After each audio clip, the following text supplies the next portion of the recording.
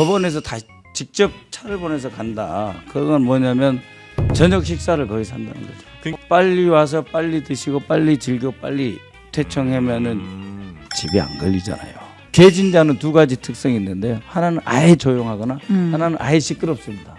요즘엔 너무 조용하죠. 조용하죠. 예, 피의자로 돼 있는 것으로 알고 있습니다. 예. 통화 내용은 대통령이 내가 계엄 선포하는 거 미리 알리지 못해서 미안하다. 이 정도의 취지로 아주 짧게 통화했다. 이렇게 얘기는 하고 있습니다. 예, 그렇게 말씀하셔야죠. 근데 그 순간이 그렇게 미안함을 느꼈을까요?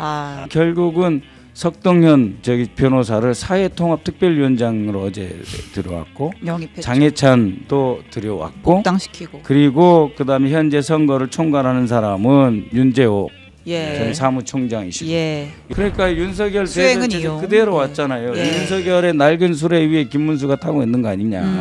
근데 어떻게 버려요? 네, 이번 시간에는요. 지금 민주당 선거대책본부의 가장 핵심입니다. 예. 그렇습니다. 21대 대통령 선거 총괄선거대책본부 정책본부 정책조정본부장 그리고 총괄선거대책본부 전략본부의 부본부장 이재명 후보 테러 대응 TF까지 맡고 계신 더불어민주당 박선원 의원님 모시겠습니다. 어서 오십시오. 네, 안녕하세요. 잘 계셨습니까? 오랜만에 뵙습니다. 안녕하세요. 네, 반갑습니다. 여기 이제 공식 점퍼군요. 예. 네. 근데 이게 끊어졌어요. 어제 아침하고 저녁에 뭐예요 그게? 한 1000번 정도 인사했거든요. 이게 접촉 접혔다 폈다 하면서 끊어졌어요? 네, 한 1000번 정도 더 한 것 같아요. 요거 저 이재명 후보한테 보여주려고 일부러 집에서 살짝 긁으신 건 아닐까요? 아니요. 예. 접혀진 표시 있습니다. 그렇습니까? 진짜 인사를 너무 많이 해서 끊어졌다. 지금은 이재명. 이제 제가 칼로 찢은 거 전혀 아닙니다. 그런 공작에 또 너무 익숙하실 수 있기 때문에 아니. 국정원에서 또 오래 계셨잖아요. 아닙니다. 네, 순수합니다. 예, 순수하게 인사를 너무 많이 해서 숫자 1이 약간 끊어졌습니다. 자, 그리고 신혜영 기자도 함께하겠습니다. 안녕하십니까? 네. 커피차 이벤트에 우리 신혜영 기자도 함께 하시죠? 그렇죠. 방송 끝나면 바로 튀어갑니다. 그렇습니다. 어부바 서비스 가능하고요. 어부바요? 이게 오시면 또 한번 업어드려야죠. 업어드리죠. 네, 그리고 드립니다. 운동화끈 묶어주기 서비스 가능하고요. 심쿵 서비스입니다.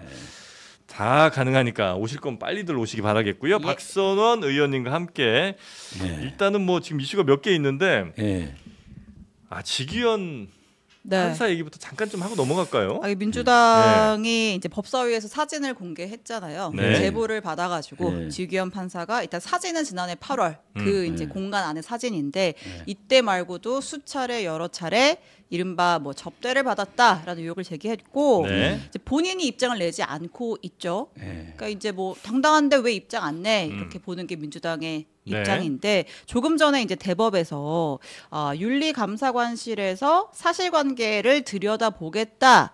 라는 입장을 냈습니다. 향후에 구체적인 비위 사실이 확인될 경우에 관련 법령에 따라 절차를 진행할 예정입니다. 어쨌든 이제 대법 차원에서 들여다본다는 건데 이 의혹을 일단 다음 주에 월요일인가 재판도 있잖아요. 당장 직무배제가 되는 건 아니고 윤석열 내란 재판은 계속해서 담당을 일단 하는 걸로 보여요. 일단은 이 사법부 전체에 대한 모독을 우리 당이 할 생각은 전혀 없습니다. 제가 알기로도 절대 다수 판사님, 재판장님들은 보통 새벽 1시까지 자료도 보고 재판 기록도 들여다보시면 늘 고민하고 애쓰신다. 그래서 여가를 즐길 틈이 거의 없는 것으로 알고 있습니다. 다만 이 직위원 판사의 경우에는 저도 처음부터 조금 이상하다 했습니다. 왜냐면은 2022년 5월 16일 22년 5월 16일 5월 16일 그러니까는 이 윤석열 정권이 들어선 지 일주일 만에 전 정권의 외교안보 실세들인 서훈, 박지원, 정의용을 서해 사건으로 조사에 착수를 한 것이 이제 대통령 안보실 김태호로부터 시작이 됐거든요. 그래서 그해 겨울에 구속적 부심에서 서훈 원장이 이제 구속이 됐습니다. 그다음에 이제 보석으로 5개월 만에 풀려나긴 했지만 왜 이 재판부인가? 그러니까 이제 과거로 치면은 청와대 하명 사건을 맡는 재판부 아니냐. 그러니까 이제 대통령실에서 사건을 의뢰하면 사실상 청부 재판부 아니냐 이런 생각이 들었어요. 그때 그럼 판사가 직위원이에요? 직위원 아니 그때 초기에는 직위원하는데 나중에 직위원이 투입이 됩니다. 그 재판부에. 네. 네. 그래서 직위원이 투입이 됐는데 네. 그 다음에 또 이 재판을 맡잖아요. 예. 그러니까 처음에는 전 정권을 공격하는 재판을 네. 맡다가 현 정권을 보호하는 재판을 맡게 돼서 왜 이 재판부에만 이렇게 크고 중요한 정치적으로 민감한 사건이 배당되는가 상당히 그 의심스럽다 했는데 네. 아니나 다를까 이제 그 탈옥을 시켜주는 역할을 맡았지 않습니까? 구속 취소. 네, 구속 취소가 됐는데 어제 저도 이제 한두 군데 알아봤습니다. 네. 알아보니까 이제 최소한 지금 확보된 것만 해도 정말로 최고급 오름살롱 한 군데와 그다음에 조금 오픈된 공간에서 이제 단란주점 형태를 자주 간 그 두 군데는 확실하게 장소가 이제 특정이 되고 예. 그다음에 사진도 여러 장 찍혔다고 해요. 그래서 아니 왜 사진을 찍냐 그런 데서 최고급이면 손님 관리를 해야 되는데 그 두 가지랍니다. 하나는 돈을 잘 안 내면 외상 최고급인데 아니 외상을 이제 자주 가면 외상하는 경우가 있대요. 믿겠죠. 그 외상을 하는데 돈을 안 받으면 내가 손해잖아요. 네. 그 사진 찍는 경우가 있대요. 아니 그러니까 거기 올 정도면 돈이 있는 사람들일 텐데. 돈이 있는 사람인데. 근데도 이제 외상하고 떼먹는 외상하고 사람들이. 그러면은 성 가시고 신경 쓰이잖아요. 잠깐 그러면 이 사진은 제보자가 찍은 거예요? 아니면 제보 다른 사람이 찍은 걸 제보자가 제보자가 준 것으로 그러니까 찍은 사람이 준 네. 것으로 그렇게 알려져 있는데. 그러면은 찍은 사람이 업주예요? 그러니까 그 회사라 그래야 되나요? 이걸 업소라 그래야 되나요? 없어. 예. 업소 관계자죠. 업소 관계자가 찍은 건데. 예. 그 업소 관계자가 그러니까 고객 관리도 해야 되고 뭐 이렇게 매출 관리도 해야 되잖아요. 네네네. 그래서 찍는다는 거예요. 보통 안 찍어야 되잖아요. 그래서 그러면 그걸 사용할 일이 원래는 없는데 만에 하나 뭐 외상하거나 이렇게 잘 돈 안 주고 이럴 때는 이제 한 번씩 사용하는데. 그러고 그다음에 법원에서 다 직접 차를 보내서 간다. 그건 뭐냐면 저녁 식사를 거기서 한다는 거죠. 그러니까 이제 그 업소에서 손님 오시니까 손님 모셔올 차를 법원까지 보내서 거기서 모셔와서 저녁을 그 자리에서 드시고 저녁도 드시고 초저녁부터 술 잡수시고 네, 영을 즐긴 다음에 이제 뭐 한 10시쯤 퇴청하시는 거죠. 그러니까 일반적으로 그렇다라는 거예요? 아니면 이 직위원 판사 이 경우에 케이스가 그렇게 됐다라고 제보자가 제보를 한 그렇게 거예요? 이제 설명을 한다는 거죠. 그래서 법원에도 차도 보내는 이유가 뭐냐면은 빨리 와서 빨리 드시고 빨리 즐겨 빨리 퇴청하면은 집에 안 걸리잖아요. 그것까지 다 배려를 해주신 거예요? 가게에서? 아니 그렇다 그래요. 아니 이게 왜 굉장히 이상하잖아요. 왜 이렇게까지 어지럽네요. 차도 보내주고 그러면 좀 VIP 손님 아니겠어요? 그렇겠죠. 왜 사진을 찍어요? 근데 그러면 접대를 그러니까 이 케이스뿐만 아니라 대체로 그렇게 관리를 한다는 거예요. 그건 이제 대체로 관리하고. 그럼 혹시 이 비싼 술집에 그 접대한 사람이 누군지는 아직은 뭐 그건 알 수 없는 거죠? 아니면 그것도 이미 파악을 혹시 하고 계신가요? 접대를 그러니까 사건 관계자라고 하는데 그래서 이제 이쪽에 이해관계 당사자 이해관계 당사자가 세 종류라는 거죠.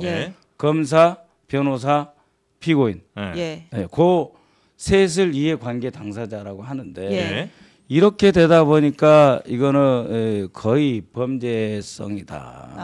그러니까 이제 친구들끼리 오랜만에 만나서 조금 이제 이런 영을 즐긴다 이런 차원. 정말 단순히 사적인 자리가 아니고 이것은 그러니까 뭐 사업하는 향응이나 뇌물에 가까운 자리다. 사업하는 친구가 야 오랜만에 한잔 하자 해가지고 좀 좋은 데로 갈게 이런 게 아니고 그러면은 이 재판 사법부의 고위직이잖아요. 재판장이. 그러면 이해관계자 사건 관계자고 이렇게 한다는 거는 다 불법이라는 거죠. 혹시 민주당에서는 동석자도 파악을 하고 있나요? 파악하고 있는 것 같아요. 저는 사진을 못 봤습니다. 직접 보신 건 아니지만. 그러고 이제 이쪽에 제일 그 정보가 밝은 후배가 이제 저한테 이야기를 해준 것인데. 그렇게 되면은 이제 속된 말로 빼박인 상황이죠. 근데 이제 당에서도 늘 부담이 있습니다. 그러니까는 이제 사법부와 입법부라고 하는 거는 엄격히 말하면 상호 견제 관계는 아니거든요. 그러니까 행정부에 대해서는 입법부하고 행정부는 상호 견제 관계인데 입법부는 정확히 말하면 상호 존중하는 관계지 않습니까? 사법부와 입법부는. 그래서 대법원장과 대법관을 청문회는 했지만 구인장 발부는 안 했죠. 그리고 뭐 계속해서 뭐 대법관 전체에 대해서 모욕하는 그런 일은 안 하고 절제를 하는데 국민들 보시기에는 안 좋잖아요. 이 일 자체가. 그래서 당에서도 아무리 선거라고 하지만 우리가 지금 선거를 국민과 그리고 상대 후보와 하는 거지 사법부하고 싸우는 건 아니잖아요. 그런 우려의 목소리가 좀 있긴 하더라고요. 그래서 어느 수준에서 이걸 다뤄야 되느냐, 또 이 사법부의 어떤 권위가 또 보호돼야 되잖아요. 근데 입법부에서 저희도 그러니까는 어떻게 보면 뜨거운 감자죠. 이게 자료가 들어와 버렸는데 이거를 폭로성으로 한다는 게 과연 이 우리 나라 발전에 도움이 되느냐. 그렇다고 그냥 모른 척할 수도 없고. 모른 척할 수도 없고 또 직위원 재판부가 워낙 예민한 사건을 지금 다루고 있고 실제로 이해하기 어려운 일을 했고 시간 단위로 그동안 딱 한 건 있었다지 않습니까? 그렇게 해서 석방을 시켜줘 버리고 비공개로 해버리고. 그럼 지금 일단 직위원 판사는 그러면 윤석열 재판에서 배제해야 된다는 게 민주당 입장이에요?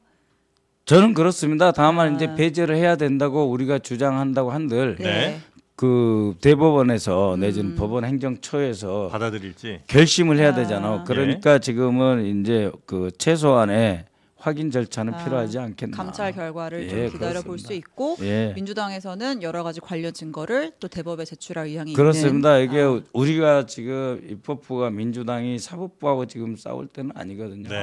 그리고 그 관련해서 그러니까 이제 뭐 예를 들면은 뭐 우상호 의원이나 이런 분들이 우리의 적은 국민의힘이지 사법부는 아니지 않느냐. 그러니까 뭐 직위원 판사건도 있지만 예를 들면 뭐 조의대 뭐 대법원장 대법관들에 대한 청문회 혹은 뭐 조의대 특검 이런 것도 조금 자제하는 게 좋지 않느냐 이런 목소리도 있는 것 같아요. 그렇죠. 그래서 이제 아까도 말씀드렸지만 그분들이 출석을 안 했을 때. 구인장을 발부를 하지 않죠. 그리고 그냥 하루 안 나왔으니까 내일 또 하겠다 이렇게 우리 당이 하지 않지 않습니까? 그리고 그냥 법원 행정처장에 대해서만 질문하고 그러는 거죠. 근데 이재명 후보 같은 경우는 법정이 깨끗해야 된다 이런 얘기를 좀 하지 않습니까? 그렇죠.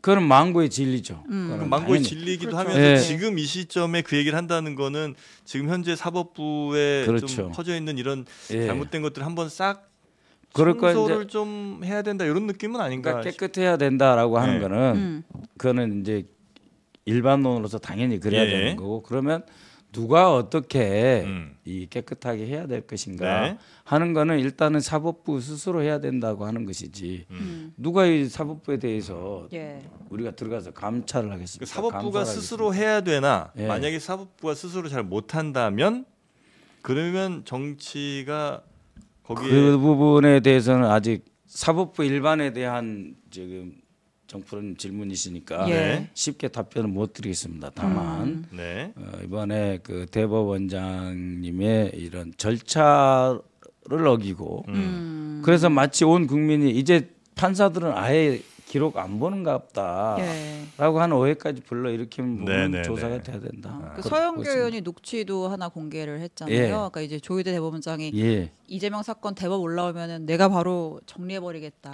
뭐 이런 취지의. 그렇죠. 그러니까는 그 날짜를 우리가 한번 생각해 보자고요.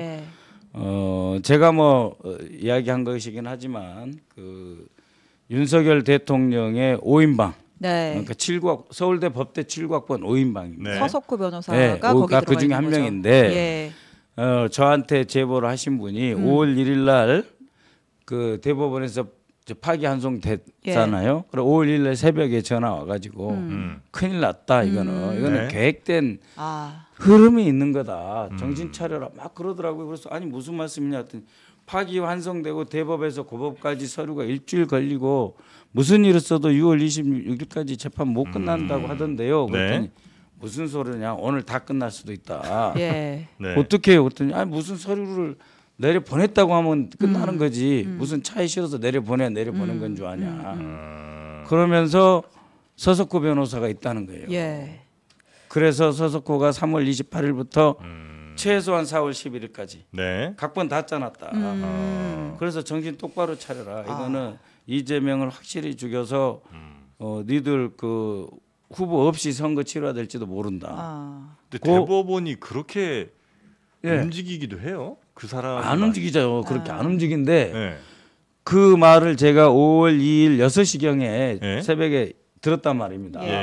그러고 나서 5월 2일 10시 40분경에 대법에서 고법으로 서류가 이송됐다. 예, 바로였죠. 바로 내려갔고 예. 그다음에 재판부가 정해졌고 그다음에 재판부가 정해졌는데 오후에 5월 15일 날 재판한다고 재판 날짜 기일이 잡혀졌고 그날 5월 2일 5시 반경에 이제는 아예 집행관 집달리를 통해서 직접 줬죠. 이 호출장을 들고 보내겠다고 하는 4가지 그러니까 서류 이송, 재판부가 결정되고 기일 지정, 집달관 지정까지 4가지가 하루에 끝나버렸잖아요. 이런 일은 없었거든요. 이례적인 경우이긴 했는데 그냥 결과적으로는 일단은 뭐 대선 이후로 미뤄졌잖아요. 그래서 이제 진짜 윤석열이 이렇게 형님 하는 그 검사 출신 변호사가 있는데 그분은 걱정하지 마라 그랬거든요. 5월 1일 날 저녁에도. 근데 그래요. 5월 2일 날 저한테 이런 전화가 왔는데 지금 맞춰 보니까 서석호 변호사 말이 그 4월 4일 날 파면 결정이 났잖아요. 현재에서. 그리고 나서 일요일 날 짐 싸고 있는데 친한 사람들끼리 가서 점심을 먹었다는 거잖아요. 관저에서. 네네네네. 한남동 관저에서. 그러니까 이게 한 4월 4일 6일 정도 되는 거예요. 맞아요. 4월 6일쯤. 이게 4월 6일이고 방금 이제 말씀하신 그 녹취록 부분이 4월 7일에 4월 11일 부분이거든요. 그러니까 이제 그 정상명 전 검찰총장 그 윤석열과 김건희를 줄에 쓰셨다는 분이지 않습니까? 그분하고 그다음에 한덕수 당시 조희대, 권한대행 조희대 그다음에 대법원장 그러니까 3부 요인 중에 2부 요인에다가 전 검찰총장 이 모인 자리에서 조희대 대법원장이 그 말을 했다는 거잖아요. 그러니까 이게 흐름과 틀이 딱 맞는 거예요. 그러니까 이게 간단하게 좀 말씀드리면 윤석열 탄핵된 직후에 법원의 그 핵심 최고위 사람들이 모여갖고 법원과 이 정권에 그렇죠. 그래서 야 걱정하지 마 이재명 저 대법원 올라오면 우리는 그냥 알아서 해버릴게. 알아서 끝내버릴게. 그래서 실제로 알아서 해버렸잖아요. 그 대법원에서 실제로 그런 이제 판단이 나왔고 유죄 취지로 고법에 파기환송 해버렸고 그 다음에 이제 고법으로 가는 과정도 엄청나게 빨리 진행이 돼버렸고. 그런데 이제 결국은 뭐 그게 뜻이 다 이루어지지 못했으나 그런 의도를 갖고 대법원 그러니까 특히 이제 사법부가 움직인 거 아니냐는 강한 의혹을 갖고 계시다는 거죠. 그렇죠. 이제 그런 과정에서 이제 그 고법 재판부는 이제 합의부인데 이건 이제 대등 재판부라고 하더라고요. 세 분이 다 부장판사, 세 분이 다 부장판사인데 그 중에서 이제 이 뭐 재판장. 또 원희룡의 동네 후배, 초등학교 후배, 고등학교 후배, 대학교 과 후배. 아 그래요? 그런데 그 배석 판사지만 같은 부장 판사인데 그분이 주심 판사라고 하더라고요. 송모 판사님. 그래서 그분이 이제 이건 연기해야 된다라고 이제 강하게 주장을 해서 연기가 돼서 다행이긴 하지만. 이렇게 기호 1번 없는 선거를 획책했다는 거는 이건 국헌문란입니다. 어쨌든 이제 사법 카르텔 의혹이 매우 제기가 되고 그래서 뭐 특검까지도 갈 수 있지만 가려고 했는데 지금은 두고 보겠다. 거기에 이제 직위원 재판장까지 터지니까 사법부에 대한 신뢰가 흔들리는 건 사실이지만 그러나 입법부가 사법부가 깨끗해야 된다 정도가 맞다. 알겠습니다. 요 얘기도 좀 해볼게요. 어저께 이제 또 많이 보도가 됐는데 이제 검찰에서 이제 비화폰을 들여다보고 있잖아요. 들여다봤더니 계엄 선포 직후에 윤석열 전 대통령이 국민의힘 당시 추경호 원내대표랑도 통화하고 나경원 의원과도 통화를 하고 요거를 저희 어떻게 해석을 해야 돼요? 먼저 비화폰에서 대해서 먼저 말씀을 드리면요. 비화폰은 이제 경호처가 직접 만들지 못해요. 비화폰은 만드는 곳이 따로 있습니다. 어디서 만듭니까? 대한민국의 정보기관에서 만들죠. 하드웨어적으로요? 하드웨어적으로가 아니고 소프트웨어적으로. 예를 들면 비화폰으로 쓸 수 있는 전화기의 기종을 정합니다. 뭐 이제 삼성이면 뭐 S14이든 뭐 LG면 뭐든 이 기종을 정해요. 그다음에 그 기종에서 프로그램을 깝니다. 그래서 이제 대도청 대보안 프로그램을 깝니다. 동시에 여차하면 볼 수 있는 것도 깔아요. 여차하면 볼 수 있는 누군가가 볼 수 있는 그러니까 서버 같은 데서 이 비화폰을 가지고 보안을 누설할 수도 있잖아요. 그러니까는 정프로님과 제가 정부 요인인데 비화폰을 가지고 같이 통화를 했는데 비화폰인데 보안이 샜어요. 근데 제가 국방부 관계자고 만약에 정프로님이 대통령실이다, 대통령입니다. 그러면 누군가 보안 조사를 해야 되잖아요. 그럼 보안 조사를 할 수 있는 그 프로그램과 장치를 만들어 놔야 되잖아요. 근데 보안 조사는 경호처가 못 합니다. 보안 조사는 국정원만이 할 수가 있게 됐어요. 최종적으로. 물론 보안이 샜다 그러면 경호처가 이리 와 보세요. 당신 누가 통화했습니까? 이런 물어볼 수 있지만 내가 국방부 고위직이자고 여기 대통령인데 그러면은 경호처가 와가지고 장관님 잠깐 오세요 이렇게 안 되잖아요. 질문. 그러면 그거는 통화 내용만 볼 수 있어요? 통화 내용도 볼 수 있어요? 내용 거의 못 본다고 보시면 돼요. 비화폰 자체는 비화폰 자체는 내용은 못 봅니다. 그렇지만 두 가지가 있죠. 하나는 어쨌든 통신사를 이용한다는 점이 있고 어쨌든 서버가 존재한다는 게 있어요. 그러니까 비화폰을 뭐 원격으로 삭제하고 그런다고 그러잖아요. 그거는 내가 중요 직위자 예를 들면 국방장관이나 뭔데 잃어버렸어요. 잃어버렸으면은 경호처나 신고를 하면 경호처에서 이거 다 지워줘야 돼요. 원격으로. 그렇기 때문에 비화폰은 경호처가 지울 수 있다라고 착각을 하는데 그렇지 않습니다. 그러면 지금 비화폰의 모든 통신 기록이 남아 있는 서버에 남아 있고 이것을 손대잖아요.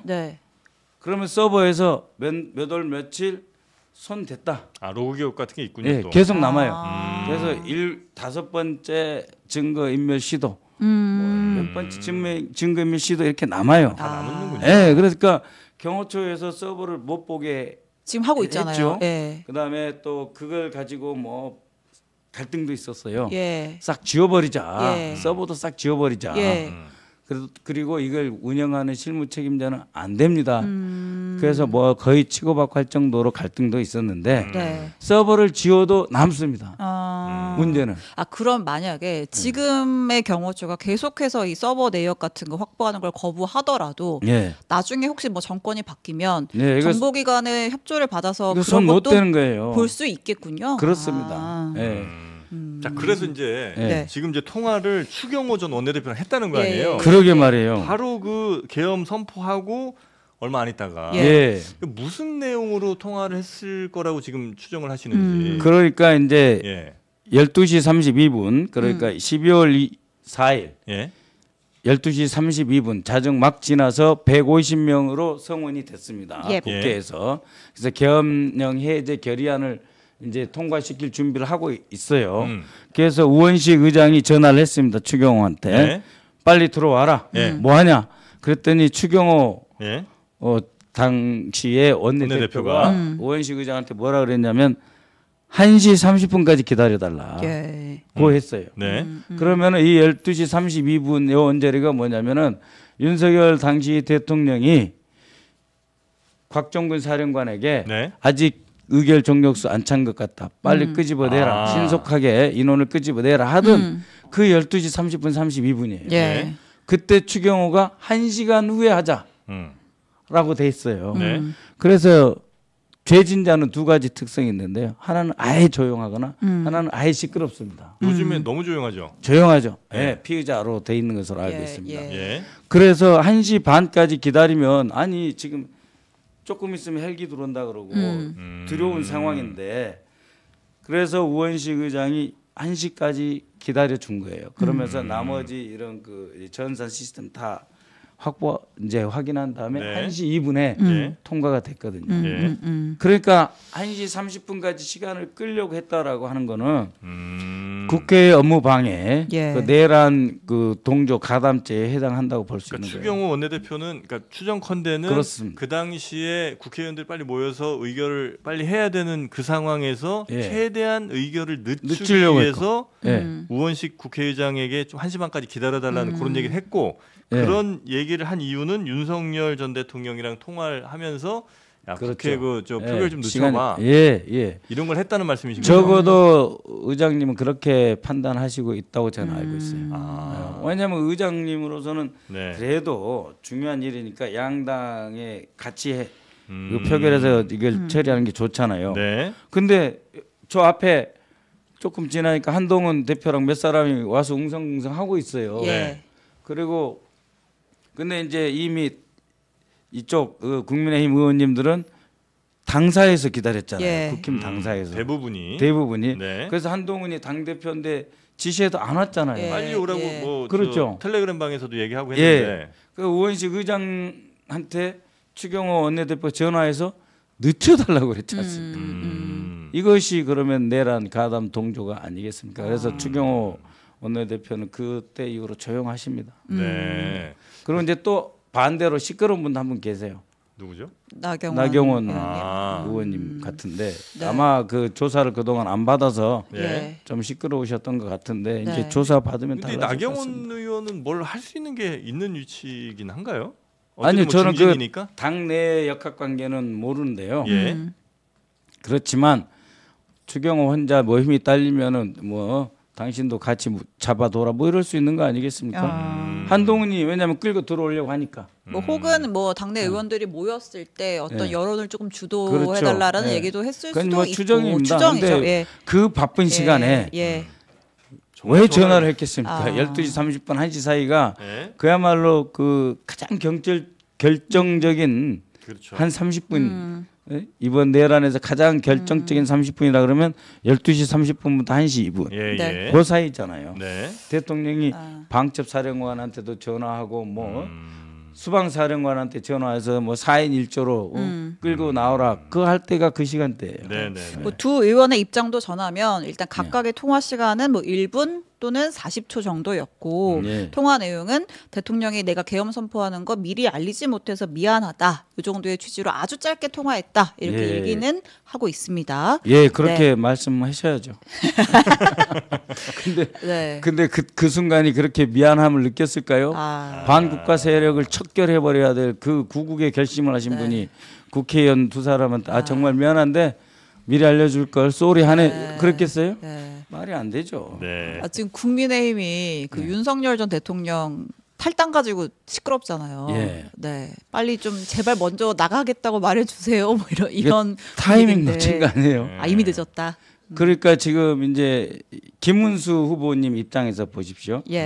그럼 한동훈 후보 전 경쟁하던 당내 경선 후보 한동훈 그 사람이 넘버 2 기록했잖아요. 이번 경선에서 도와줘야 되잖아요. 근데 라방에서 기타 치고 노래하고 있고 과자 드시고 그다음에 세 번째 많이 표를 얻었던 홍준표님은 비행기 타고 나가버리셨고 그다음에 안철수하고 나경원은 별로 도움이 안 되는데 옆에 붙어가지고 안철수는 한동훈이 비난하고 있고 이런 판에 아무리 싫어도 윤석열의 지지그룹 하고 결별해버리면 진짜 혼자거든요.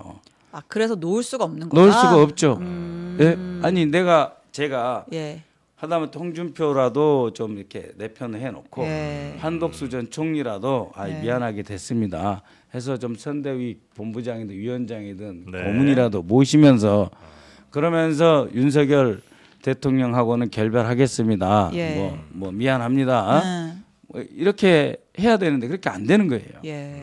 지금 결국은 석동현 변호사를 사회통합특별위원장으로 어제 들어왔고 영입했죠. 장해찬도 들여왔고 복당시키고 그리고 그다음에 현재 선거를 총괄하는 사람은 윤재옥 전 사무총장이시고 일정 관리하던 사람이 뭐 강명구 의원 그러니까 윤석열 대선 그대로 왔잖아요. 윤석열의 낡은 수레 위에 김문수가 타고 있는 거 아니냐. 근데 어떻게 버려요?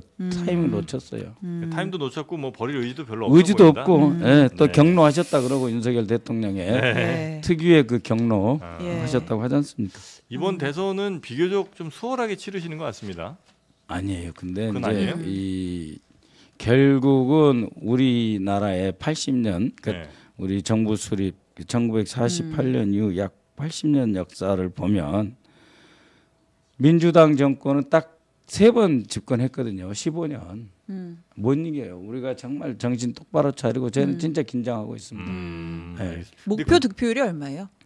목표 득표율은 51%만 넘으면 되는데 과반이에요. 그것도 쉽지 않습니다. 정말 그 유권자분들께 이제 인사도 드리고 유세도 하면은 이제 잘한다 화이팅 해주는 분도 있는데 여전히 이 상황이 불편한 분도 있어요.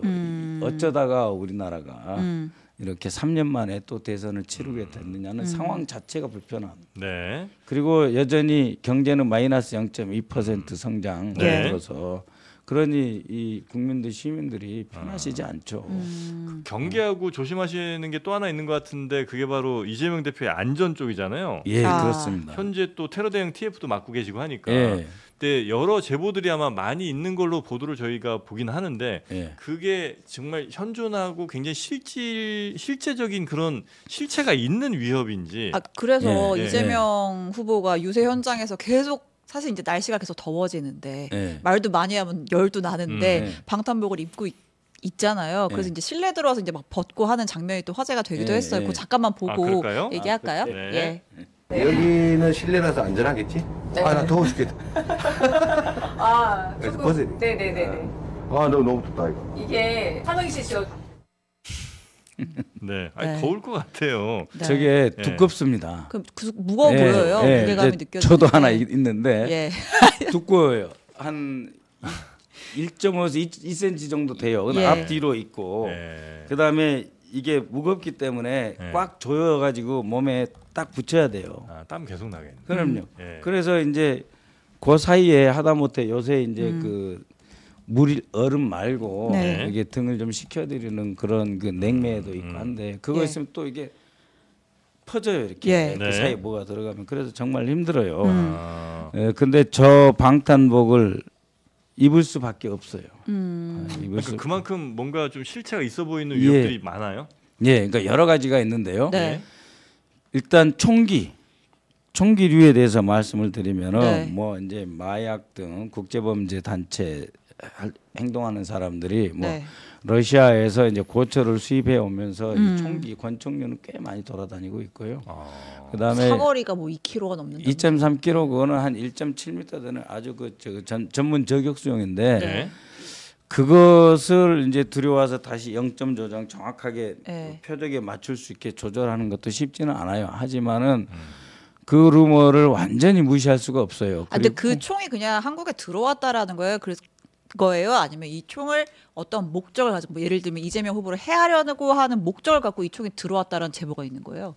첫 번째는 들어왔다는 거고 들어왔다는 건 거의 그다음에 이게 들어온 목적이 이제 이재명 대표를 노린다는 것인데 그 근거가 있어요. 근거는 사람마다 다릅니다. 제가 확인하기에는 뭐 아직도 제가 정보위 간사고 국정원에 이제 이렇게 해서 같이 협조하는 간사로서 이렇게 확인을 해보는데 뭐 확인한다 해도 기조실장한테 물어보고 확인하는 것 정도인데 확실하게 대테러국의 국제범죄 단에게 제가 확인을 해야 되는데 그 단장한테 직접 확인한 건 아니에요. 그렇지만 자기들은 파악한 게 없다 이렇게 이야기를 하고 있습니다만 그러나 그 일본의 아베 총리가 사제 권총으로 사망했거든요. 선거 유세하다가. 근데 우리나라는 사실은 국민 모병제가 아니고 징병제잖아요. 그러니까 다 군대 갔다 온 사람이고 다 총기를 다룰 줄 알아요. 그리고 1년에 한 번씩 불법 총기 도금류 다 수집해가지고 신고하고 그걸 모아가지고 모 제철소 용광로에 넣어가지고 녹여서 없애버려요. 근데 지난 20-30년 동안 2군데 제철소 용광로에 넣었는데 이 용광로 이렇게 생겼으면은 전기로 해가지고 자석으로 해서 위에서 뚝 떨어뜨리면 녹아야 되는데 예. 이거를 살짝 이렇게 떨어뜨리면 일이 떨어져요. 아. 용광로 옆으로. 예. 아 실제로 그런 일이 있어요? 그 있어요. 그렇게 해서 밖으로 새어 나온 무기가 있다고 제가 들었어요. 영화네. 그리고 실제로 네. 실제로 그 총을 가지고 몇 년 동안 가지고 있었던 사람이 저한테 찾아왔어요. 저한테 찾아와가지고 네. 사실은 의원님 저도 이런 총을 가지고 있었습니다. 예. 라고 이야기를 하면서 그 뭐 제철소 최소한 2군데 정도는 좀 확인해 보십시오. 이런 예. 말까지 저한테 했었고 예. 그다음에 지난주 목요일 네. 금요일 연속으로 2건의 네. 제보가 들어왔었거든요. 예. 상가에 가서 예.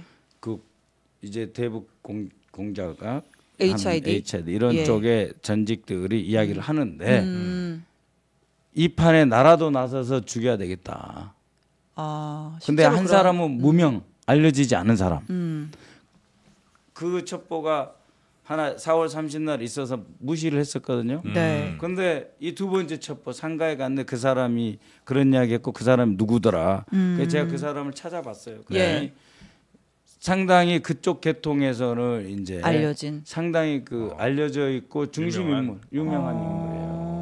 그러니까 뭐 5, 60대가 아니고 그보다 예. 조금 연세 더 드신 분이에요. 네네네. 그래서 제가 긴급하게 이 우리 당의 핵심 실장, 뭐 경호 담당, 비서실장, 수행실장, 김민석 수석 최고, 그다음에 유세단장 다 회의해야 되겠다. 예. 그래갖고 긴급 회의를 소집을 해서 네.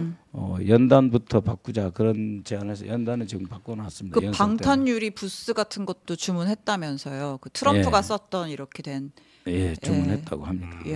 근데 그게 이제 좀 시간이 걸리고 네. 우리 같은 경우에는 이제 이 차량에다가 네. 설치를 해야 되잖아요. 유세를 돌아다니면서. 그렇죠. 근데 이제 미국 같은 경우에는 이제 아무래도 선거 문화가 우리하고 다르게 축제처럼 하니까 대형 연단을 설치하고 예. 거기다가 이제 그 방탄유리 설치하면 그거 다 이제 때려 부시고 딴 데 가서 또 설치하고 예. 그렇게 하지만 우리는 이제 차 위에다가 설치를 해야 되기 때문에 차 또 크기도 다르고 예. 네네. 그러니까 이거를 그렇다고 한 대만 할 수도 없고 그렇죠. 그래서 조금 시간이 걸리는데 예, 대비하고 있습니다. 그래서 제가 듣기로는 이 형태를 이렇게 좀 움직일 수 있게 공중전화 부스 모양 같이 이렇게 된 걸로만 의뢰를 했다 좀 예, 그렇게 그래서 좀 이제 듣긴 했습니다. 처음에는 그렇게 하지 말고 한번 버텨보자 하는 입장도 있었어요. 예. 이재명 후보님이 이제 이 시민들하고 악수하기도 좋아하고 스킨십을 좀 하려면. 그렇게 하려고 하는데 갑자기 거리가 둥 떨어지면은 또 안 좋아하는 분도 계시잖아요. 예, 근데 예, 어쩔 예. 수 없이 예. 하는 쪽으로 결정을 했습니다. 알겠습니다. 자 그렇게 해서 이제 아무 그 신변에 문제가 없는 그런 이제 대선 운동 기간이 되기를 예, 굉장히 강력하게 노력을 하시는 것 같고요. 그렇죠. 예. 자 그러면 우리 박선원 의원님과는 뭐 요 정도로 예. 오늘은 네. 마무리하면 좋을 것 같습니다. 예. 네. 앞으로 고맙습니다. 이제 그 일자에 예. 접히는 부분이 좀 더 많아져야 되겠군요. 이제 따로 바꿔야지 이것도 다른 걸로 해. 인사를 이렇게 했는데 이제 접혀져가지고 꺾어졌어요. 네, 알겠습니다. 네. 자 박선원 의원님 오늘 바쁘신 예. 와중에 함께해 주셔서 대단히 감사하고요. 예, 고맙습니다. 네, 또 뵙겠습니다.